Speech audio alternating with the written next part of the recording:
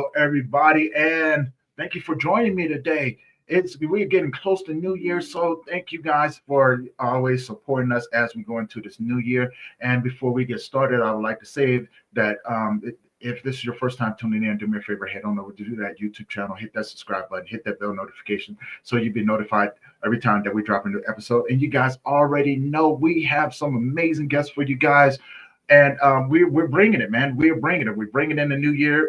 We're closing out this new year. We're bringing in the new year, and we got a lot more exciting things coming on, which I'm going to be giving you guys updates towards at the end of the show, so you guys know what's coming.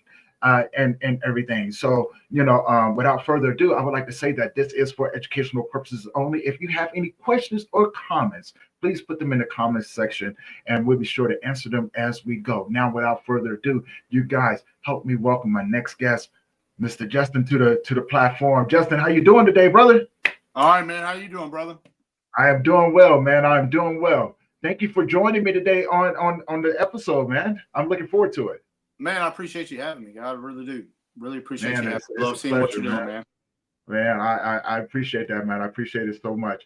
And I would, before we get started, tell people who you are, where you're from, and about the work that you do. Well, my name is Justin Batterton. I am from Louisiana, North Louisiana, and people in Louisiana get that. And look, I love Louisiana, but if you're north of I-10, South Louisiana don't claim me, unfortunately. I give them credit. They got the better food. Thankfully, I get to claim both. I get both because I get my family. I got a lot of family down south, so and my wife's from down south, so I get to claim both, and I know how to cook. So, see, now you just messing with me. Look, I love to cook. I love to cook, man. My wife. All right. So we'll have to, when we link up, in person, we'll grow up together. Man, say less. You ain't saying nothing. Look, I'm coming with my belt and done.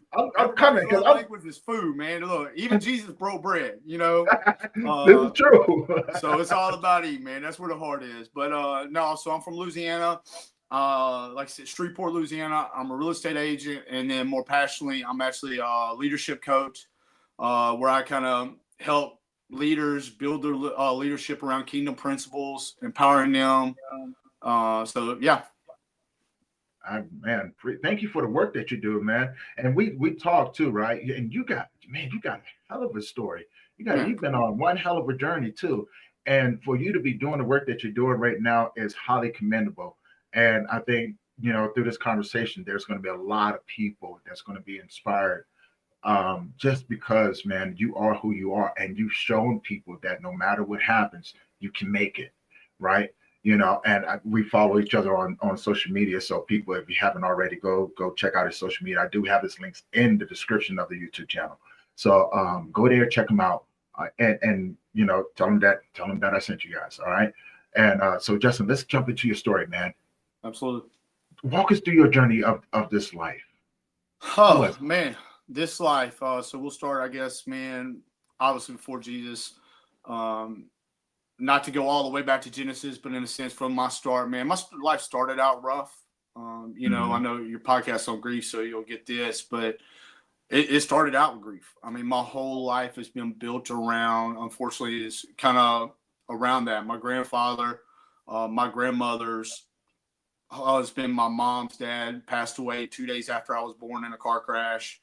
And then just 3 months later, my aunt, my mom's sister, and my grandmother's daughter passed away from at 14 years old from lifelong heart issues. So when I say I've been built around, unfortunately, kind of around grief and death for a long time, it's been my whole life, and I'm 42 years old. And so kind of fast forward a little bit, my mom, I love her. She was 17 when she had me. In the 80s, we know how it is. I mean, you're going through not only losing your parents, but the shame of being a pregnant teen in the early 80s.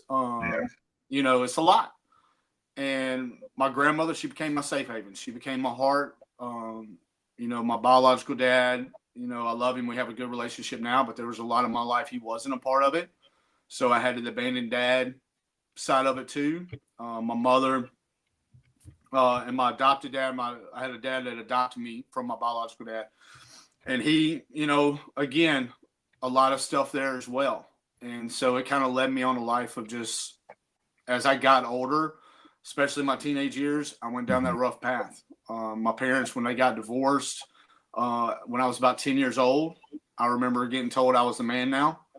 And we moved in with my grandmother, and it didn't get better there. I mean, my grandmother, again, it wasn't her. It was just a lot of stuff. My mother being, the life and the stuff she had to deal with. Mm-hmm. And I'll be very transparent with it. She kind of left me for another guy in a sense. Again, we have a great relationship now. I love my mom. She's made a complete turnaround. But at that time, she was dating a guy, and she lived in my hometown. I never saw her. And when I did see her, I was 12 years old and was allowed to smoke cigarettes. So it shows that kind of life. Yeah. And when I was about 14, 13 years old, she ended up in jail. I was living with her for that short time. She ended up in jail, moved back with my grandmother. By that time, I was already smoking weed, drinking. And it just really, going through that as a kid, really kind of, it's going to mess you up, right? There's no way it doesn't mess you up. Especially being around all the stuff that I had seen through the abandonment, to the kind of some abuse and trauma on that side, and then going to my mother now in jail. I was hurt, and that kind of sent me even more spiral downhill. My grandmother, being a godly woman, she, bless her heart, she prayed for me, tried to save me. She turned me into the cops for a joint. That was her way of trying to save my life. Didn't work, unfortunately, at that time. And so when I was about 14, it went from just, little drugs. By the time I was 14, 15 years old, I was already doing cocaine, acid. Even on my 17th birthday, I remember throwing up blood from drinking so much. It's rough. I was a youth pastor for a little while. And so looking at a 12-year-old, I'm like, man, I was a baby. When you look at yourself at that age, it's like, man, even some of the stuff I went through, my son, one of my son, he's 8 years old, and some of the stuff I went through, I was writing about the other day. I was like, man, 8 years old, and it hit me. I was his age, and the things I saw at that age was not normal for an 8-year-old. Now that I'm raising a kid, so fast forward a little bit, got heavily on drugs, started selling drugs, and again, meth. I was on meth at 18, then I went from meth to prescription pills, Xanax particular. Really got on Xanax, and again, selling, dealing. And I remember, I don't even remember being, I'll back up just a little bit. I remember being in high school, and this kind of shows you the mindset I was in. I remember being in high school and them telling me, oh, you're getting your driver's license. I was 15 years old. They're like, oh, your insurance drops at 21. And in my mind at 15, the first thought that came to me was, what matters? I'm not going to make it to see 21 anyways. Yeah. And as a parent now, as an adult, I'm like, man, I look at the stuff that I went through, and I see how I could have that train of thought. And just really, man, again, continued on drugs when I was about 22, 23. I got arrested for the first time, caught my first felony charge. Kind of funny story with that is I got arrested. I was at a gas station, and I was in, I was in Grambling, and was at the gas station, got arrested, took to the Grambling Police Department, and it kind of was a flash of how bad off I was, and the life I was in was a narcotics agent comes in. He looks at me, and again, my car is nowhere near, but he looks at me, he looks at my driver's license, and he tells me he says, oh yeah, I know him, and just spews off my license plate number off the top of his head. And I was like, oh, okay. And, ended up in jail.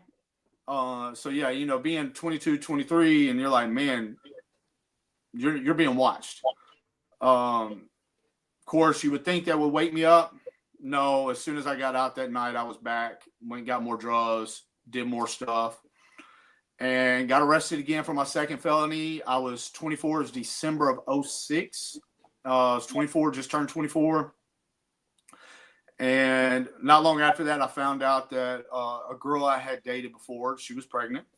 And I had found out she was pregnant, but it was a long story. We didn't end up talking again until around that February.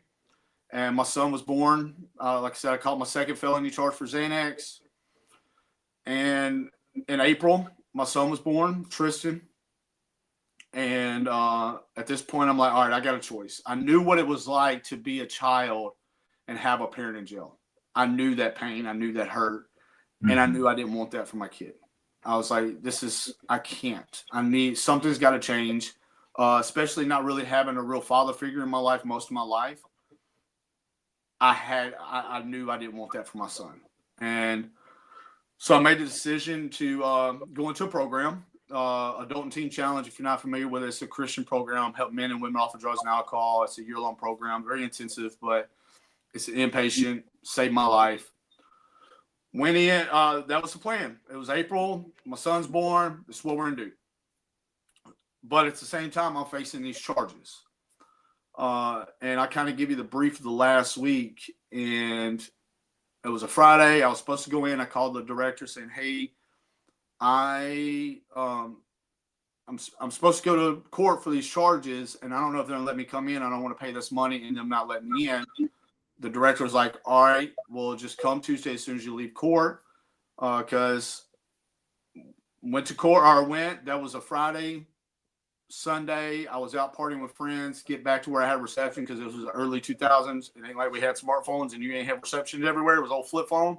Mm-hmm. And got a voicemail, and it was my son's mother saying my son was in the hospital and it wasn't looking good. And I was telling this on a story. I was telling this to somebody earlier, but kind of, again, show you the mindset that I was in, that most people in their normal mind would race to the hospital. Me, I raced to the dope man's house first, then go to the hospital. And, we went to the hospital. He had been transferred to another hospital, to the NICU at another hospital. And I walk in, seeing my son's 1 month and a day, and seeing cords and people pumping his chest. And, eventually the doctor coming in saying, hey, you've got a choice.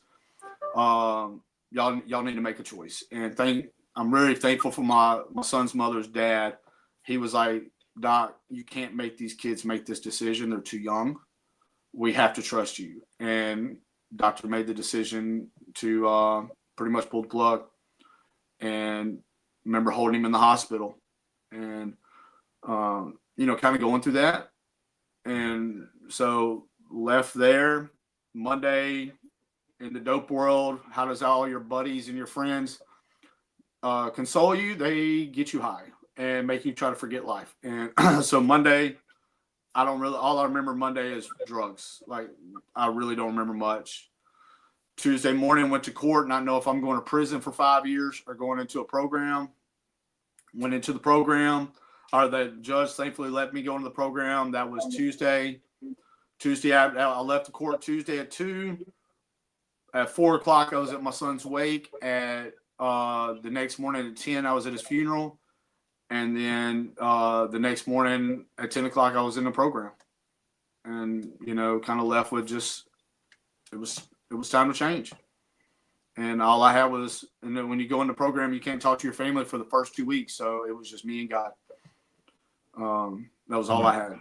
So literally stripped of everything. Yeah. And again, we've talked about this, and I tell you what, every time I hear about someone who's lost a child, my heart breaks a million times over, right? That's a pain I wish on no one. But I never want to negate anybody else's pain, because it may be the worst pain to us, but there's people out there who've lost siblings and parents that had great relationships, that pain is the worst thing that they've ever felt. So I never want to negate that. And again, this comes from a personal place of losing a child. I don't wish it on no one. I really don't. So my question to you would be, because I am familiar with Shreveport. It's funny. Well, not really funny, but it's a coincidence. So when my youngest daughter got taken away from me, her grandparents lived in Shreveport. Oh wow. Yeah, so she was raised by her grandparents, and it was shortly after I got shot. Right, I got shot 22 times while I was taking her to daycare. Wow. And so they charged me with child endangerment. The judge looked at me when I went in front of the judge. The judge said, you should not be around anyone, considering who you are. You Wow. put everybody in danger that come around you. And so it was only right, right? I barely survived my life. So I told him, I said, make sure that she's taken care of. If you need anything, let me know. I will send it to you. You don't have to let her know that it's coming from me or anything like that. Whatever you need me to do. They said, well, you can't have contact with her. I said, I'm not trying to have contact with her. I just want to make sure that you guys aren't carrying the financial burden. So please let me know. I'll do whatever I need to do. And so they did. And then I lost contact with her, only to find out 27 years later, she now lives in Texas and has a baby girl. Mm. And I did reach out to her and told her, and it took her a little bit, but she finally reached back out to me and was like, hey, I talked to my mom, and everything else. So long story short, she's gonna let me see my granddaughter. So I'm pretty excited about that. But now, coming from a place of Shreveport, I know Shreveport itself because I've been through there long before I had my daughter, and I know Shreveport was riddled with gangs. Did you ever get involved in the gangs as you were out there navigating this world? No. So I'm actually originally from Ruston, which is about an hour, east. But I was the white dude in the hood. Okay. I actually there was a rap group I helped promote for them, so I would be the only white guy in the club and did not care. I still got pictures, and again, I'm like the only white guy, but we weren't ever in gangs. Like Ruston had some of that, but like Ruston is different. Like there was, it wasn't you had the Bloods and Crips, but you had more East Side, West Side type thing going on, but still we was all cool. So it wasn't really gangs and the violence. I mean, there was a couple times at the club, there was fights and, a couple shootings, but it wasn't like Shreveport, man. Shreveport's a whole nother level, and it's crazy now. Yeah. Even here raising my kids, man, it breaks my heart. And so and then on my side, my wife is black. So like, you know what I'm saying? Like having mixed kids and all this, like, man, I have to, we got to make those decisions, man. And it's, but it's Shreveport crazy. Shreveport's wild now. So I never got in gangs, man. I got in the hood a lot. Okay. My next question would be, I want to fast forward a little bit because now you're in the program, right? You're getting your life together. When did you start working on the grief, and things like that, and really start the healing process of that? Man, if I'm real with you, I didn't start the real healing process until, honestly, about 2 years ago. But when my son, I guess in that moment I kind of did, because I didn't realize this is what I was doing at the time. But after I went through grief counseling, I found out this is one of the things they make you do, or kind of somewhat, is I actually wrote a letter to my son. I think I was like 2 months in the program, and I just sat down and wrote a letter. And actually, it's funny, I found it like yesterday or the other day. I was cleaning out a closet, and I found the original. And I couldn't, at that moment, I didn't have time to read over it. But I just wrote a letter and just really pouring my heart out to him. And then after about 6 months or so, I wrote a part 2 and kind of finished the letter off. And then I just laid it on his grave. So that was like, I guess, my way of healing. It was my own little process. And I guess also just really kind of seeking God. I'm like, all right, God, this is, again, when I went in the program, I had nothing but God. Like I couldn't talk to my family. Me and the son's mother were not allowed to talk at all because we're not married. So it was different. It was hard because I, in a sense, having to go through it alone. And really, I say alone. Again, I had God, but it was like at that time, I'm still learning God. Like even though I was raised around church and I knew I had a call in my life early on, I was still new at this. Yeah. And so it was it was fresh. And like I said, the true process of grieving, it really came to head about 6 years ago. But my spiritual father, who was like a dad to me, so between September of 2018 and June of 2019, I lost my spiritual father, who was very much like a father to me. He was the first real male role model I ever had in my life. He passed away of cancer. And then And that February, I had my childhood best friend, which was the only friend of mine that went to my son's funeral, passed away. And then in June, my grandmother, the one that raised me, my heart, she passed away. And that was the one that kind of, like you were saying earlier with the parent and all that, I don't know which one I felt more. I honestly would say I probably felt my grandmother more just because I was sober, fully sober. Like my son, I still had the drugs, and I was battling two demons at the same time. You know what I'm saying? Two things at the same time. But with my grandmother, it was my life. That was it. That was the only woman in my life besides my wife that I could ever fully 100% trust, no matter what, my entire life. So it was about a year and a half, 2 years ago. I got into, I was going through coaching, life coaching, ended up in grief counseling, man, and really went through a lot of the process, even with the trauma of the abandonment issues and all that, kind of healing all that at one time. Yeah. But that's when I really started digging in on that side of it. Okay. I got a question, because there's always a term that comes up, especially when we deal with men, right? You know what I'm saying? And it's the one term that really just irks my fucking nerves, man. And it's that term, man up. Yeah. Man up. And the reason why it irks my nerves so much is because I've seen so many men try to man up and not make it. That terminology, that phrase has killed more men than life itself. 100%. Right. And so I want to get your thoughts on that, right? And as a man, share your journey. Like, what was the grieving process like for you? Like, you talked about the drugs, right? And you talked about the trouble and things like that. And that's part of our grieving process. And I tell people all the time, like, if you saw how men grieve, you would never understand it. You would think something was wrong with us. It's like a foreign love language that you don't understand, that no one speaks except for those who are actually actively going through it. Yeah. So I posed that question to you. The first one, what does that term "man up" mean to you? And explain what the actual grieving process, now that you look back on it, was like for you as a man. So, like, in my definition, because I know what you're talking about, because that drives me, especially coming from somebody like me that, again, was in the streets.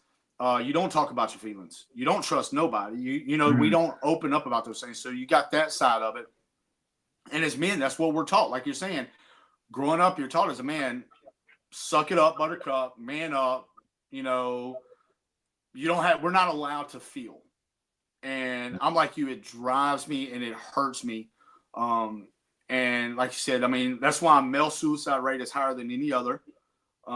That's why, you have the father issues in the home, no matter the skin color. Again, it doesn't matter. They're everywhere. And it's just like, man, that's where that man up sends you, that phrase. So for me, the way I tell people, manning up is actually, man, having the courage to vocalize these things, having the courage to cry if you hurt. And again, looking at Jesus as a role model, Jesus, the man of men, the dude, look, ain't no man on this earth can take a beating like that man did. And he wept, so like, who are we to say? And then you look at David, the same thing. You look throughout the Bible, David, same thing. He cried out to God like, man, and this is dude that killed lions with his bare hands. You know what I'm saying? So you look at stuff like that, but society, right, has really, really messed that up. And we lose so many men because we're not willing to vocalize, whether it be through grief, trauma, whatever it is. We end up, and there's a Christian rapper, Andy Mineo. One of his songs, it stood out to me. The thing is, he's talking about issues he had with his dad growing up, and his dad not being there. And he says a phrase in there that really has stuck with me, and it comes to my mind often, is the emotions that we bury alive only come up later on in life alive. You know what I'm saying? So what they do is, like, we stuff them, and they're going to come up. And for me, that's what ended up happening is, through the grieving process, it was hard. With my son, being in a program, you're surrounded by men. That was where I really began to change that mindset, because one thing about Teen Challenge is, it was a men's program. They have women's, but I was obviously in just the men's. But man, they were there for me. They cried on their shoulders. Like, man, there was one night that when my son died, was like a month or two after he passed, and I am like bawling, couldn't eat dinner. And I had a man like just crawl and just lay next to me in my bunk and just be there for me. Obviously nothing like that, but you know what I'm saying? Like, was a brother to me. Yeah. And it's in those moments, like, that's what taught me, okay, and these are all drug addicts. Like, we're all in there for drugs and alcohol and addiction and, man, thieves and, but here we are, we're breaking together. And so that's what switched me on the man side of it. And telling each other, I love you, bro. That was the first time I ever heard that. And at first I was like, man, you're weird. But that's flipped it for me. Then later on, as we go through life as men, I think a lot of times we don't open up to people. And it breaks us. And I'll be very transparent. I am very much one that will preach all the time about opening up to people, but then I have a hard time finding people to open up to. For the longest time, that was my issue. It wasn't that I didn't want to open. It was I couldn't find people to open up to. And thank God for a very supportive wife, one that's been there for me. And that was my spot. But then when it come to losing my grandmother, I couldn't go to her because there was a lot of things going on. You know how death brings out ugliness in families. And there was a lot of stuff that was going on at that time with my family amongst all that, because I was seen as my grandmother's chosen one. Wasn't that a way, but it is what it is. Like, I was her heart, she was mine. And there was a lot of things that would happen. And I would go to my wife, with my wife being my protector. Look, my wife would throw bows for me, just like I'll throw for her. I love it. And so I would go to her and voice these things to her because she's all I had, but then she would get mad. And eventually I had to tell her, I said, babe, look, I love you and I know you mean well, but don't get mad that I don't come to you no more because you're doing what you're supposed to do as my wife. Right now, all that's doing is throwing gasoline on an already huge fire. And I can't, I'm about to, so like I had to reel that in. So it really wasn't until the past couple of years that, man, I've really been more intentional and maybe not having as many people to open up to, but I've been more transparent.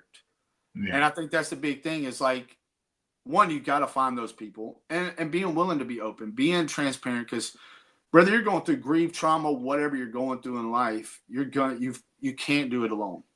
Always go back to, and again, in leadership, I think it's key as leaders, a lot of times we try to do so many things alone.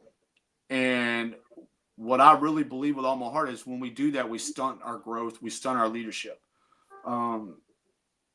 You look at, going back to the Bible, you look at David. David had a Jonathan.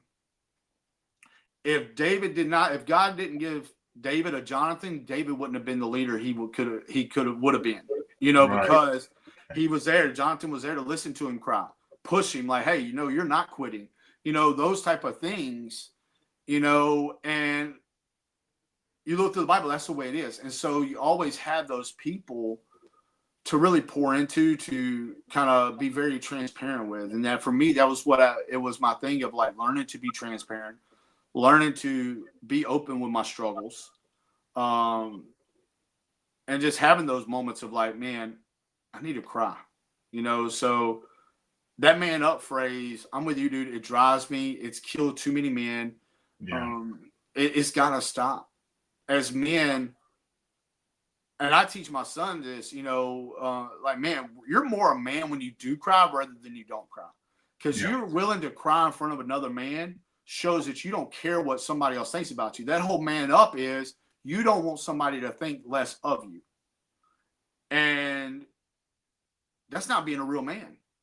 A real man is being who I am and being my authentic self no matter who's around. And yeah. And so if I'm holding back those things, I'm not being my true authentic self. Now, on that same note, you have to be careful who you open up to. You know what I'm saying? You can't open up to anybody, just anybody. You got to have those people you trust. There's people in my life, like, I love them. Even when it comes to my vision of what my business is and those things, I don't let them in on those things, because not that I don't love, I see them, but at the same time, they don't see the same things I see. And if they're not going to get behind me on it, and when I know this is what God's called me to do, then I'm not gonna let you know my secret until I'm not gonna let you know my next move until it's already done. Right, right. So you have to be And careful of I that. can dig that. I can dig that because the whole time that you were talking, I started thinking to myself like, if this is another thing that when I do speak with women or other people, I tell them it's important to create and not just the environment is one thing, but you have to create an atmosphere for men to want to be vulnerable with you. And there's a few things that you have to. There's a few rules that you have to follow when you create this atmosphere because it's Mhm. human nature, right? It's human nature. When we're around other men, and we start opening up, right? If you're around the wrong people, it's like comparing war stories with each other. You know what I'm saying? Like Tupac said, we comparing war stories, right? You Mhm. know what I'm saying? Like you went through this, but I went through this over here. You know what I'm saying? Like it's always trying to one up each other, right? And the only thing you do is just sit up there. Now it becomes a competition. Now you really got to go out here and do something, Yeah. right? I can't let him outdo me. I'm gonna have to do this. And then you find yourself in these really twisted, awkward situations, right? And just like yourself, like I felt this so deeply when you were like, man, I was sitting there and I didn't even know if I was gonna make it to see here, right? Yeah. And look at how many young men out there right now that don't make it. Look how Mhm. many young men back then that didn't make it, right? You know what I'm saying? It was a war zone. Yeah. It was a fucking war zone no matter where we went. It was survival of the fittest. You know what I'm saying? And what's that main rule that they told us on the street? You can't be weak. No. You show weakness to get you killed. Right? You know what I'm saying? So we had to suppress all of those different things. And there was something else that you said too, and I want to get your thoughts on this because I think that it was a really good point that you brought up. You have people that you don't trust, and you have people that you do trust, right? And I relate that to the relationships that we had with the people that we lost. And this is just my thoughts. I want to get your thoughts on it. Every time that we lose someone, there's a different set of trust that you have to earn that to get that out of me. And so, that term trust is earned. I told a lady that was married to her husband for 27 years. She couldn't fathom why her husband left her. I said, because his world changed. And even though he's been married with you that long and you got Mhm. kids with the trust value has now changed. You now have to go back in and earn that trust in the reality of the world that he now lives in. Yeah. And so, I want to get your thoughts on that, and then we'll get into another topic because I want to ask you about something else as well. Yeah. I mean, you do. You have to. Coming from the life I had, we'll go back to my childhood. I didn't have that normal childhood. I always tell people statistically, I shouldn't be here. I mean, you got to think, I went from abandonment issues with parents, the no dads really in my life, or they were in and out of my life.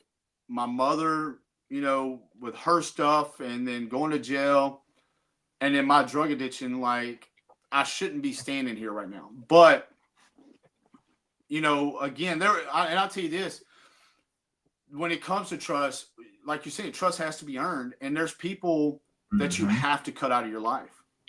I had a childhood best friend. I mean, when I say childhood best friend, he was my partner, right? Man, this is after I got saved, and this is actually only about 2 years ago. He's still doing his thing, ain't down, kind of doing what he was doing fully, but he still ain't there. All of a sudden, man, I'm getting these texts of like bashing me and like, man, even talking about my dead son. And in my flesh, well, let's say if we were in person, thank God we weren't in person because in that moment, I don't know how well I could contain myself, but Right. I had to grieve that relationship. That's the other thing is like there's relationships in our life that are still here that we have to take that time to grieve. So that man, that was a part of my life that I had to take time to grieve and kind of process, and it took a long time. I mean, I ended up having to block him and all this, but like I had to grieve that living relationship, um, and take stock of like, okay, this is not this is gone, And it really hurt me to my core. But at the same time, realizing like, okay, it's done. Now I know who not to trust, and let's move forward with the ones I can trust. Right. And it's not that some of them we can't trust. It's just some are just, they don't see the same things we see. They may not be, not that they're not in our corner, but it's that they are not, they're not fully in our corner, if that makes sense. I don't know if that makes sense, but Oh no, it makes perfect sense. you know, and I'll tell like this is something God told me, and I've said on a couple podcasts, but at the same time, like, it's something really God pours into me. About 2-3 years ago, my wife and I were going through a transition, you know, and really transition a lot of things in our life. And I was at an event, and again, this is ministry when it comes to ministry. And it was for the first time I'm around these pastors, and I'm getting asked questions, you know, by these pastors, respected pastors, awesome men of God. And for years, I felt like I didn't have a place, right? That I was out of place and I didn't belong here. And I would try to be at this table and this table, and I wouldn't belong. And God reminded me saying, Justin, it's not that you don't belong. It's just you were trying to sit at the wrong table. Mm. And it stuck with me because that was my thing. So many times we get so tied up in these groups that we sit with, no matter how long we've known them. And that may not be the group. And they may have been for that season. That's the thing, is some of the ones at that time, that was the season that God had me in. And I thank God for the season they were there and the things that they've done in my life. I don't discredit none of that. But at times in our life, there's seasons that we need to move and go sit at a table that God has specifically created for us. Right. Yeah. And so putting the people at the table or around your table that build you up, that push you to be a better person. And we'll go back to that men that teach you how to be men, that push you to be like, hey, be open, be yourself, look, cry. I think that's another issue with men is we try to surround ourselves with people that pat us on the back versus call us out on our crap. Right. Yeah. Man, I want people to call me out on my stuff. People that I trust to call me out on my stuff and make me, because I want to be the better man that I don't want to be the same tomorrow as I was yesterday. Right. Or, you know, I want to be the man God's called me to be. And that means surrounding myself by people that not only I can trust, but I know will call the greatness out of me. Mm-hmm. And so that's the thing. And then, you know, even when it comes to those old friends, I remember when I was in the program, I had a court date, and it was one of my old partners, man. And I mean, he was the one we put as the godfather of my son, right? And we were close.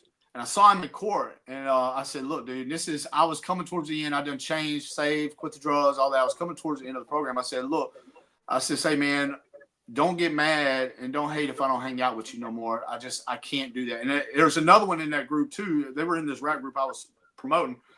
Both of them pretty much said the same thing. And I said, look, don't think I don't got love for you if I don't come around no more. It's just, I don't want to go back to being that old person. And man, it's the realest thing this guy ever said to me. He said, Justin, we come by my nickname. We can just leave that off that. I don't really, you know. Trust me, I know about that one. No, I'll say it because it's funny now, but they call me Jody. So if you've been around the system, you know who Jody was. We'll just leave it there. They said, Jody B, he said, look, bro, he said, if hanging out with me is going to make you go back, I don't want to see your face no more. And he meant that with so much love. Mm. And because that's the thing, if those people in your life that you surround yourself with aren't willing to allow you to cut ties so you can be the better person, then they ain't real. Right. He was real enough, and my other partner Reese was the same way. When I was like, bro, man, Reese is at work. It's like, man, shut up, dude. He's like, you're doing you, and I'm proud of you. You know, but that's the thing, is that's love. But a real friend is, he was like, hey, if hanging out with me and being around this is gonna make you go back, I don't want to see you no more. I don't want you to go back. And that's the people you need in your corner. Mm-hmm. And so that's the thing, is like surrounding yourself by people you can trust in that way. Trust is more than just like, I can tell you my deepest, darkest secrets. Trust is knowing that no matter what, you always have my best interests at heart. Right. It's more than, yes, I can come to you with my hurts and my problems and all, yada, yada. But trust is, I want to know that I can trust you with my future. And Right. I can trust you to call me out on my junk or push me to be better and say, hey, you're doing this, but I see you can do that. Or, hey, you're doing great in this area, but bro, I see this in you and I see you can do even better if you did X, Y, Z. That's real trust to me. Yeah. Well, that's when you know you got some real people in your corner, Yeah. right? And and I love hearing about that because I didn't have that, right? I didn't have anybody to talk with. So I was, which I didn't mind anyway, right? You know what I'm saying? I was used to being on my own, right? And the people that I did have around me when I was in the gangs, not once, but twice, they tried to set me up to get me killed. And you think I would have learned the first time when I found out, because I went to them, I was like, oh, this is what you want to do? This is what you want to do? You sure you want to do this with me? Because you already know I will level everything. Homies or Mm-hmm. not, right? Oh man, it wasn't even like that. It wasn't even like that. But see, I'm a loyal dude, right? You know what I'm saying? I'm a loyal dude. And I told him, I said, Yeah. all right. I was like, well, I'm gonna put you out. You know what I'm saying? I'm gonna have to put you on eggshells, right? So if you step the wrong way, I'm gonna take you. I'm gonna take you. I'm gonna let the streets sort you out. And so, a year after that, um, I was at a party, New Year's party, and I was downstairs. My instincts kicked in. Something said, "Get out of there!" Right? You know what I'm saying? Now I'm in the basement full of Crips, nothing but Crips. We down Mm. there gambling, drinking jungle juice and everything, and you know what I'm saying. And something inside of me made me so angry, and it said, "Leave." And I was so angry that it told me to leave that I ended up leaving. And so I walked out the back, the basement door, walked around the house, and went up and was walking down the street. And I noticed there was cars out in front of the house, right? But we had a New Year's party. I found out 2 days later that the Bloods and the Pyrus had ended up at the house. They came downstairs, and my homeboys let them Mm-hmm. down the stairs to come and kill me. Wow. Yeah. So ever since then, man, I just stayed to myself, right? So when I end up losing the people closest to me, especially my son, I didn't have no one to talk to that understood what I was going through. So I spent a lot of nights curled up on the floor, wishing for the pain to be over, begging out to God, like, why would you do this to me? Because at that time when I had my son, I was working on my relationship with God. I didn't have any men in my life. I realized that the men that I had in my life, especially the ones in the church, they was just as messed up as I was. Yeah. Yeah. So, I was like, I don't really have a role model. So, I began to ask God, can you teach me how to be a man? Right. You know what I'm saying? And I'm raising my son at the time. And I was like, I just want to be, tell me what I need to do. Guide me, right? Because I don't know what I'm doing. And then I was like, and I want to learn how to be a good father to my son, because I don't know how to be a father neither. Right. And so my son ended up becoming the teacher that I needed to be a good father to him. And my relationship with God helped me become a good man. He healed a lot of my heart. He took a lot of things away from me. And so that came with a lot of suffering of things that I thought would keep me safe. Mm. And it taught me how to stay fixated on him. Now I will tell you this: when he took my son away from me, my relationship with God was very rocky because I didn't understand why. I was like, I had been obedient. I worship. I talked to him. It's not like I didn't make a move without him. I was obedient. And so when my son passed away, I didn't understand it. I said, why would you hurt me this way? Right? Why would you hurt me this way? Like, I know I'm wrong for the things I've done in my past, but don't take it out on him. Take me. Right? I'm willing to sacrifice myself for him. But it was already too late. He was already gone. So then when he took my mother away from me, I said, you've taken everyone that I love. And I really didn't want to talk to him then. He kept banging on the door. Tony, Mm-hmm. son, Tony, son, I don't want to talk to you right now because I don't understand. I'm alone in the world again. I'm alone in the world again. I have no one. I'm an orphan. And the thing that and the people that I love the most are gone. And it took a long time for me to get to the point to where I can listen to him again. And when I did, He broke it all down to me. And through humiliation, he humbled me. Mm. Through that humbleness, he forgave me. And I surrendered back to him again. Because I realized that he never left me. I just felt alone. Mm. Even in my weakest moments. And that's for a man, that is hard to admit when you're weak. And I was beaten, battered. I had, man, the scars that I was carrying around, I don't wish on no one. But if you have to, know that there's people out here that will walk with you, right? Don't do it alone because it does get pretty freaking messy, It right? does. And life whipped up on me a bit. Well, no, more than a bit. It whipped up on me pretty good.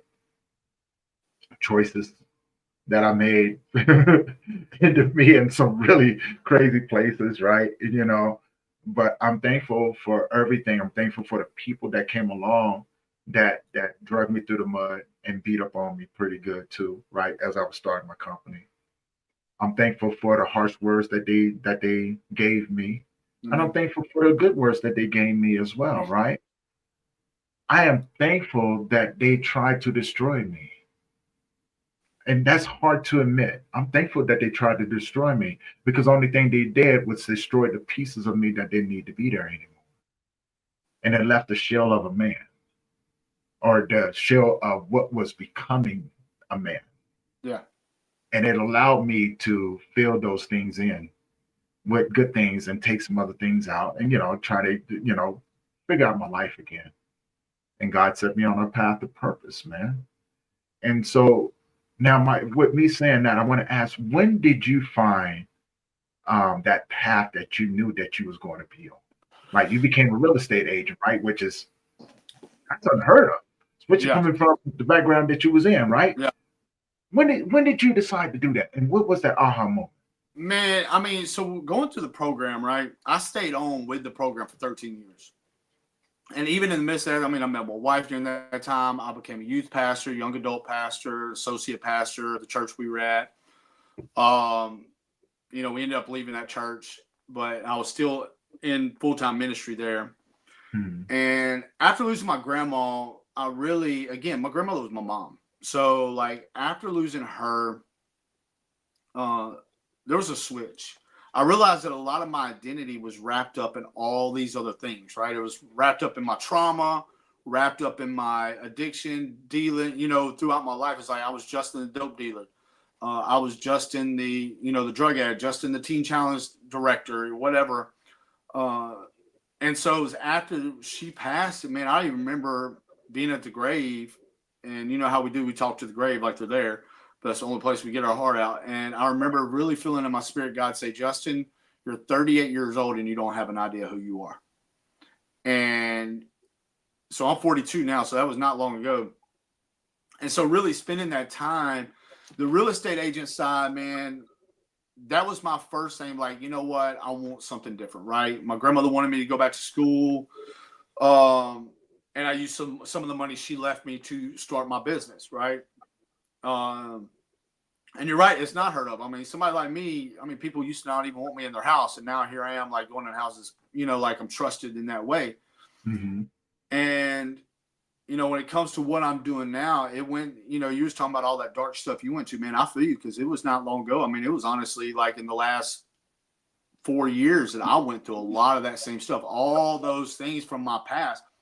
See, with Teen Challenge and all that, man, they helped me heal the addiction. They got me into a relationship with God. But the thing is I never dealt with all that other stuff that I had buried. So it goes back to all that stuff I buried, Hmm. because I didn't have people. Man, it come back and it beat me up like a punk. I It know. took, look, I can man, dig it.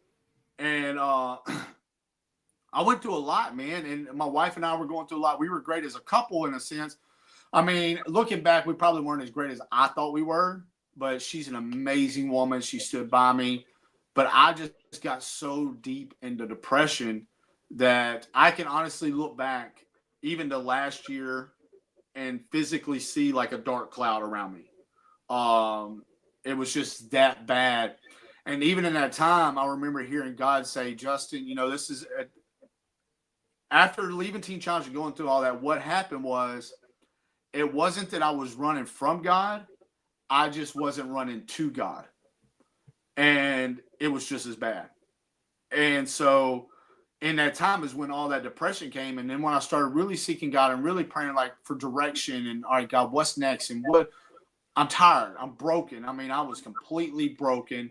All that grief, and man, it's got to the point where, like, again, death has been around me my whole life. So that thought always around me.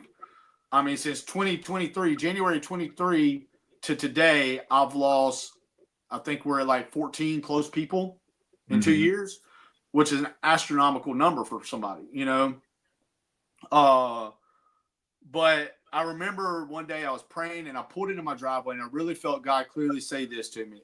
He said, Justin, if you're going to help the hurt, you got to know what hurt feels like.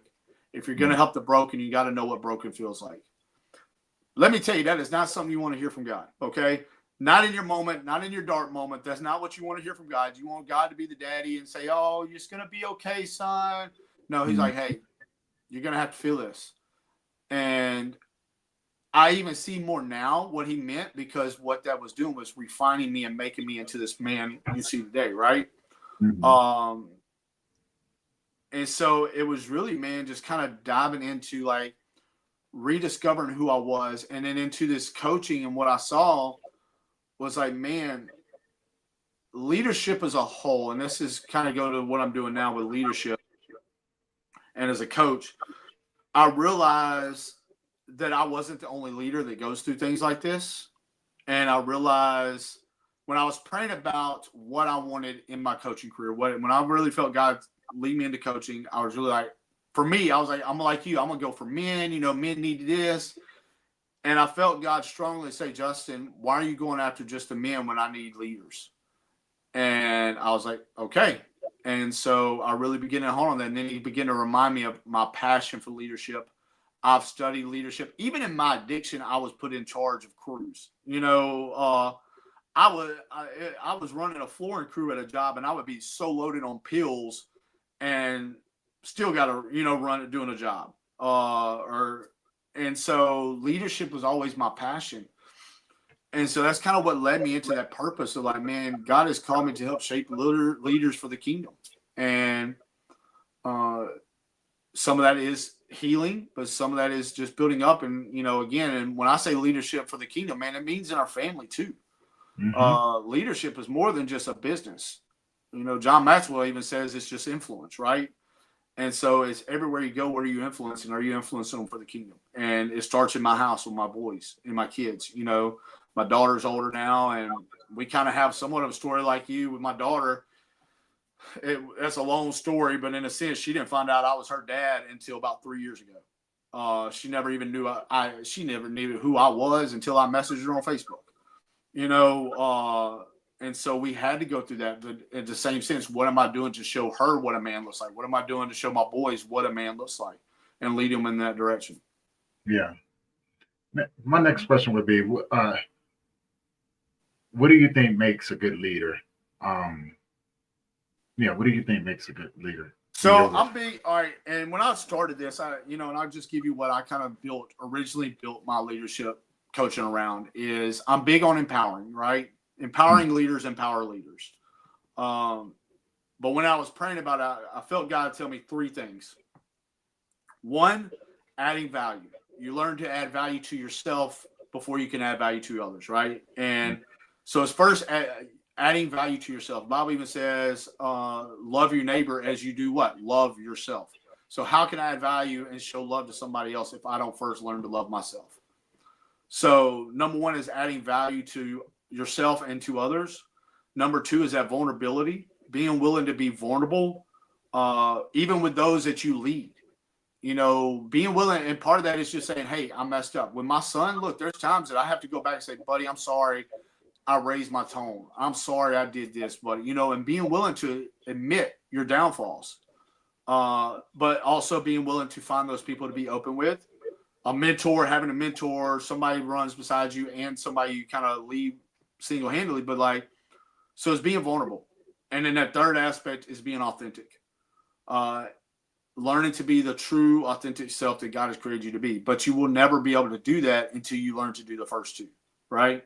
Mm-hmm. So like I didn't become this leader, start walking into what I feel is my authentic self. And obviously I'm still growing in that area. I think we all will continue to grow in that area. Yeah. But I first had to learn to add value to myself. I've been stripped down to nothing, you know, in a sense. So I had to learn to add value to myself and to see myself the way that God saw me. And you know, and I tell people that is I begin to seek God for who He's called me to be, not what He's called me to do. We're called to be. We are human beings, not human doings. Okay, so one of my pastors always said that, the mentor in my life, and he's like, man, we're called to be human. We're human beings, not human doings. So like, I had to really begin to seek God and feel like, God, who are you calling me to be? Not do, but who are you calling me to be as a man, as a husband, as a father? And this is the thing that we have to understand: who God's calling you to be is going to be different who He's calling me to be. Mm-hmm. Now we're going to be in the same lane, and we have the same. We're called to have the same character, in a sense, but who we're called to be is different. And so I had to learn that. And then once I began to learn that, I was willing to be more vulnerable with people about who I am, with my struggles, being more vulnerable with my wife, to admit that I'm struggling in areas, being more vulnerable with people I know. And again, being more vulnerable with somebody that you have accountability with and say, hey, man, I'm screwing up in this area. Hey, I'm struggling with X, Y, Z. Let's face it, you know, in the world of life, man, as leading men, I mean, you got between the addiction to whatever it is, I mean, drugs, pornography, all those things, like being willing to be open with saying, hey, I'm struggling in this area, Mm-hmm. and swallowing my pride. And then once I learn to do those things, I can slowly start walking into my authentic self and my authentic leadership. So go back to the basic question, what do I think makes a good leader is learning to add value to yourself and others, being willing to be vulnerable, and being authentic. I love that. I love that because those are good characteristics to have, right? Especially as a young man, and um, as a man myself, like we've talked about this, and I took your words because I appreciate your words, but because I never really looked at myself as anybody's leader. I'm just, my thought was always, once I've been on this path, I'm just passing through, Mm-hmm. right? I'm here. I'm here for a simple purpose, and that is to help these men navigate the world and begin to heal so they can be there for their families. Because these guys got things that I'll never be able to have anymore, right? They have families, they have children, things like that. And so I just want them to be better for them. I want them to be better for their communities to be able to um, influence our young leaders in our communities, right, that are going to be coming up, right? And most importantly, saying to be the path to your door, but like, hey, he's the one that's going to teach you how to put all of these things together so you can become more effective in your area of gifting. And so, I've always just looked at it that way. I'm a servant. You know, I I lost him.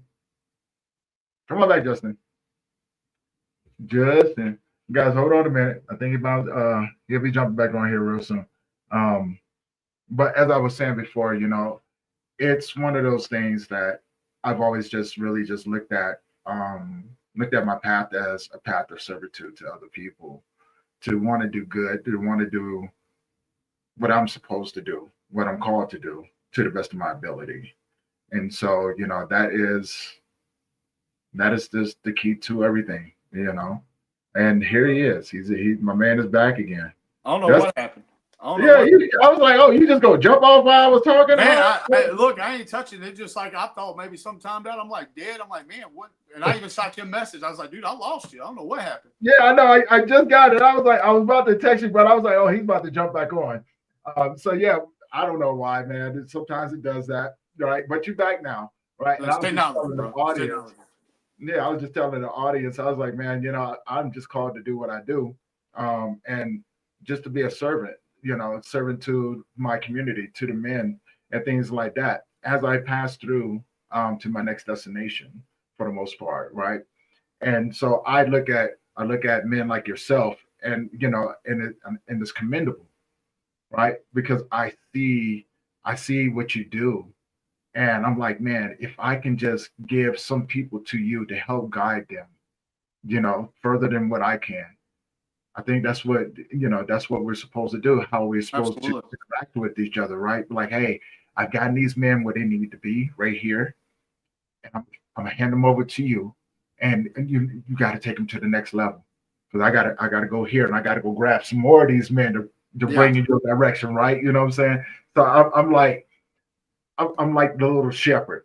I'm constantly going and getting the man to bring back and put into your flock. Like, hey, get them where they need to be. I'm gonna go grab some more, and you may be like, hey, Tony. I'm like, hey, hold on, there's like 20 more over here. I know I can get 16 of them. Look, We're come gonna on. work on the other four. We'll get there too. We'll get there, man. We'll get there. And so now, with that being said, Justin, my man, how can people find you? Well, I mean, I'm on social media, so Justin Batterton. I have my business page, which is Kingdom Minded Leadership Coaching, and then also I have a Facebook group. Still kind of working on getting my website up, but I have a Facebook group. It's Kingdom Minded Leadership Coaching, which that'll probably be changing soon. Coming this new year, as far as the name wise, just so they're not tied together. But still, you can find me on there. I with the group, it is a private group. So within the group, I do some trainings, leadership training it's really also about building relationships. I really, going back, I believe that's key. And as leaders, so many times we fight things alone. We are alone, which I don't think that's the way it needs to be. So it's building those relationships, trying to iron sharpens iron, build off of each other, grow off of each other. Feed off of each other. And man, there's stuff like you saying, there's stuff that you deal with and you've done that I've never dealt with or never done. So if I can take something from you and learn from it and implement it in my leadership, then look, that just means we're making better leaders no matter what it is. So those are the main ways.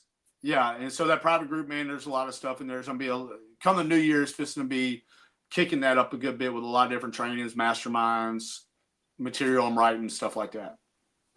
That is amazing. And you guys, I did put his information in the YouTube channel below. So go in there, check him out. And for those men out there or anyone looking for leadership training, what I'm saying, go check them out, right? And again, taking care of people. We're taking care of you, right? We're getting you guys where you need to be, one step at a time, one lesson at a time, one breath at a time. So always take your time, be patient, have grace with yourself. Now, before I let you go, Justin, if you could leave the audience with something, what would you leave them with? Got me on the spot here. We